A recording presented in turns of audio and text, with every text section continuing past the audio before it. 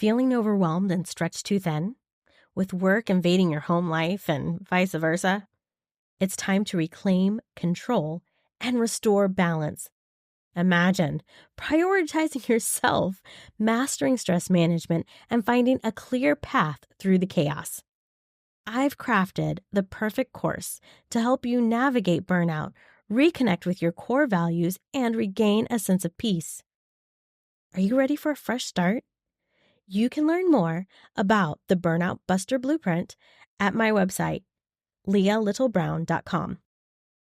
Let's turn this moment into your turning point. Welcome to Flourishing Flame, from burning out to burning bright with therapist and coach Leah Brown. Are you a people helper or caregiver, feeling overwhelmed, distant, cynical, and crispy around the edges? Join me to defeat burnout by learning how to manage stress and create deep, connective relationships with others so that you can pursue your calling, providing light and warmth to those around you. Hello and welcome to episode 38 of the Flourishing Flame podcast. My name is Leah Brown and I'm your host. Do you remember the wonderful world of Disney movies that would show on Sunday nights? One of my all-time favorites was the 1989 movie Polly. It was a 1950s take on Eleanor H. Porter's book, Pollyanna. We recorded it off of the TV and would watch it over and over until my sisters and I could sing all the songs from heart and do the dances, or at least try to. The heart of the movie is a story of connection, meaningful connection between individuals and people groups. Polly chronicles the adventures of an orphan sent from Detroit, Michigan to Harrington, Alabama to live with her aunt, a very wealthy and influential Black woman in a small divided town in the segregated South. We watch the relational connections between the characters, like Polly and her Aunt Polly, who is prim and proper and often cold towards her new charge. You see the relationships with other individuals, like Jimmy Bean, Dr. Shannon, Reverend Gillis, and Miss Snow, to name a few. You also see the relationships between Polly and Aunt Polly with the town. So what is meaningful connection? Well, meaningful connection is mutual. Can you think of a time when you finished a conversation or spent time with someone that refreshed your soul? In the movie, Aunt Polly's relationships revolve around her taking care of everyone else. She has no mutual connections. Meaningful connection is a relationship where we are valued for who we are, not just what we do. If you're listening to this podcast, you most likely help others in some way, shape, or form. And when we are people helpers, either professionally or in our families, or often both, we have others that depend on us. You have people that depend on you, students, clients, patients, maybe even your own children or others. Sometimes all of that work for other people can give us a helper's high, where we just feel great because we're doing something for other people. Sometimes it can drain us of our energy, and we can have depletion. Relationships where you're primarily in a giving role are not mutual. Even if you do get a helper's high off of helping, it's still draining your energy levels. It's important to have relationships that are mutual and that we're able to be valued for who we are beyond just what we do. Relationships that are meaningful relationships, this meaningful connection that we need, are demonstrated in priority and preference and time. When you take a minute and think about the relationships where you, on average, are receiving as much as you're giving, where that other person holds you in about the same priority as you hold them, and where the preferences that you have for them in your life are similar both ways, and where you both give time to the relationship. Those are those mutual and meaningful connections that I'm talking about. So, why do we need meaningful connection? Well, meaningful connection reduces depressive symptoms, and it can be a preventative factor for preventing depression and burnout. Jennifer Moss, in her book, The Burnout Epidemic, lists 6 causes for burnout. And number 4 on the list is poor relationships. Relationships where we're giving, but where we're not really receiving.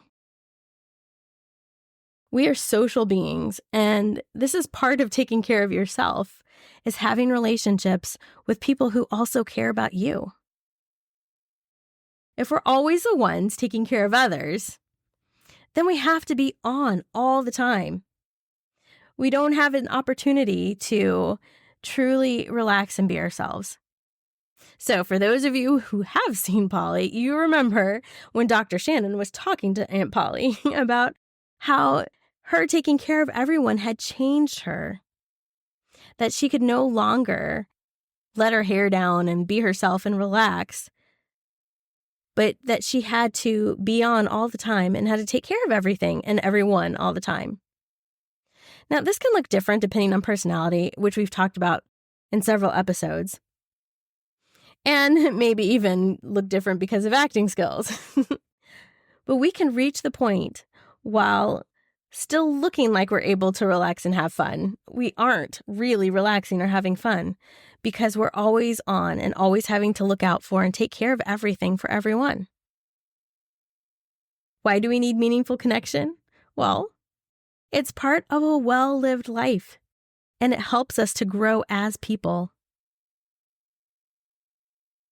So, then what does meaningful connection require? Meaningful connection requires authenticity. The American Heritage Dictionary defines authenticity as the quality or condition of being authentic, trustworthy, or genuine. The quality of being authentic or established authority for truth and correctness.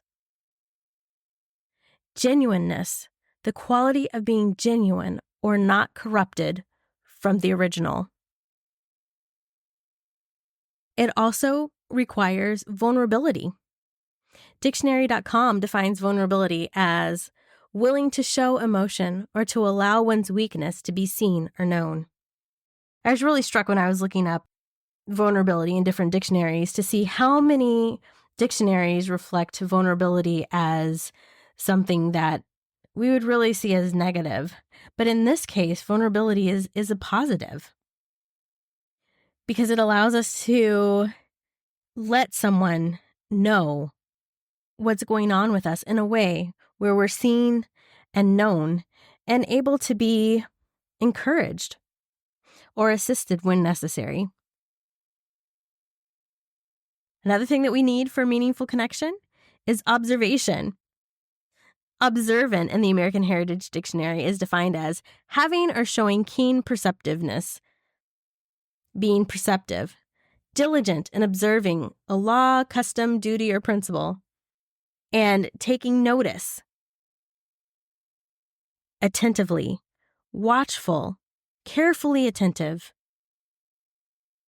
Meaningful connection requires authenticity, vulnerability, and observation. And meaningful connection is relationship connection that feeds and encourages. It provides fuel for us. Meaningful connection is found in a relationship where we are valued for who we are, not just what we do. Meaningful connection is demonstrated in priority, preference, and time.